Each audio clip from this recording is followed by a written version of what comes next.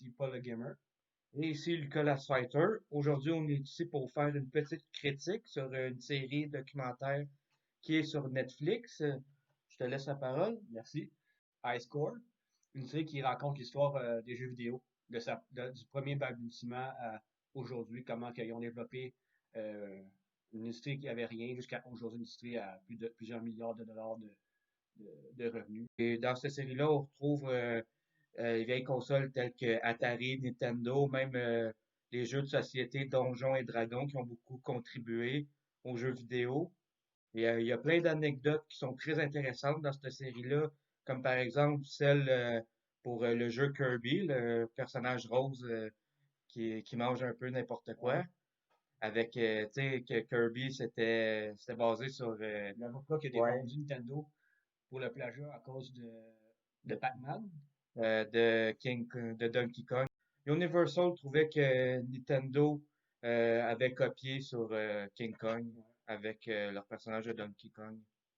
Star Fox, ça c'est un Ouais, créateur japonais qui lui se promenait puis il gardait des formes, puis il a donné des idées pour faire en sorte que le vaisseau se promène entre les arcs. ouais, Puis aussi comment ils ont fait pour, mettons ça, ils ont développé Street Fighter. Puis en plus, ensuite, il explique comment ils font pour développer chaque personnage dans les détails les plus intéressants pour donner chaque personnage qui a caractéristiques différentes, une habit différemment, en se ouais. basant sur en se basant sur comment que le monde s'habille, là. Et parle-moi, dis-moi, Paul, c'est quoi les trucs que tu as aimé de cette série-là? Ben, j'ai beaucoup aimé aussi quand ils ont demandé comment ils montaient le combat, ils ont fait pour faire leur jeu de combat, parce qu'avant, les premiers jeux de combat, ils filmaient des acteurs. C'était un des premiers jeux qui a été filmé avec des acteurs avant de les mettre dans l'ordinateur pour faire plus réel. J'ai beaucoup aimé aussi euh, quand ils ont parlé avec le créateur de Doom, comment il créait Ouais, les jeux, ouais, ouais. ça prenait beaucoup de disques pour pouvoir les créer parce que il était trop gros comme jeu. Et c'est même Nintendo qui a battu, qui a détrôné en fait Atari, parce que dans le temps, c'était Atari qui était la console par excellence. Ouais. Tout le monde voulait jouer à Atari, mais avec le temps, avec la Nintendo, les jeux sont devenus redondants sur Atari. Puis, Paul, c'est quoi le premier jeu que tu as joué? Ah ben, moi, j'ai commencé par un NES. Un NES? Nintendo avec une cassette de 52 jeux. Il y en a un, il y avait plusieurs jeux, Pac-Man, Mario Bros. Il y a aussi Donkey Kong. Il y avait plusieurs autres jeux qui étaient là-dedans que je jouais avec mon frère à deux joueurs. Je me souviens aussi, j'ai joué d'autres jeux. Et dans ce temps-là, il n'y avait pas encore de sauvegarde progressive, fait que si tu perdais la partie au début à chaque fois, comme on est, ben, tu finissais par être tanné. Ouais, c'est ça qui était le fun. Et ça ajoute un défi de plus. Ouais. Moi, les premiers jeux que j'ai joués, c'était sur la console Super Nintendo, le jeu Street Fighter avec le Super Mario Bros, celui avec les Yoshi de plusieurs couleurs et la grande map. Moi, j'allais jouer à ce jeu-là aussi, j'ai beaucoup aimé. Ouais, j'ai aussi joué au jeu de euh, Alien contre Predator et NHL. Sur Nintendo 64, il y a eu GoldenEye que j'ai adoré. Ouais, moi, j'ai beaucoup aimé aussi. Après, j'ai joué à Nintendo. J'ai joué à Mario World, euh, plein d'autres jeux. J'aimais beaucoup les jeux de hockey aussi. Ouais. Ils voulaient avoir vraiment des jeux de sport pour vendre les Super Nintendo, Sega, tout ça. En fait, j'ai joué à GoldenEye, j'ai joué Conquer Bad Fur Day. J'ai joué aussi à Resident Evil 2. J'aimais beaucoup. Moi, le jeu m'a vraiment marqué beaucoup plus au 64 Zelda. Oui, Parce oui, que ça c'était des bons les jeux. premiers boss que tu vois, parce que c'était une grosse araignée dans l'arbre, là. Les boss étaient immenses, immenses, immenses. Puis ça m'avait toujours beaucoup impressionné dans ce temps-là.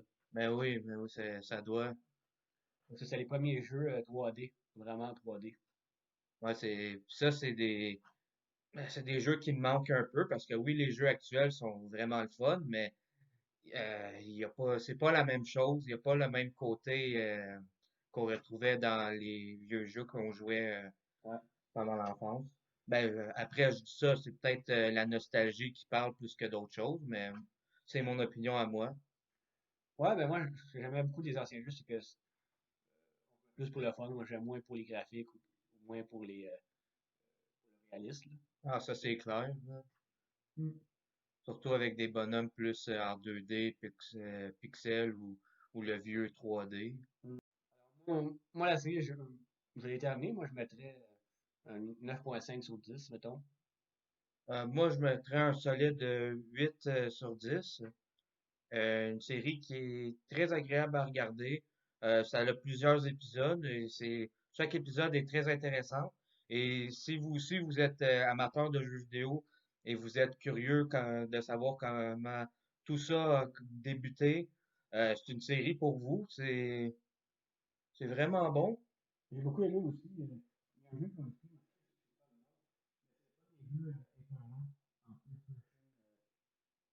en première personne, là, que finalement, ça avait été mis en commercialisation par Hasbro, mais ça avait été tellement émotif que ça a été un flop.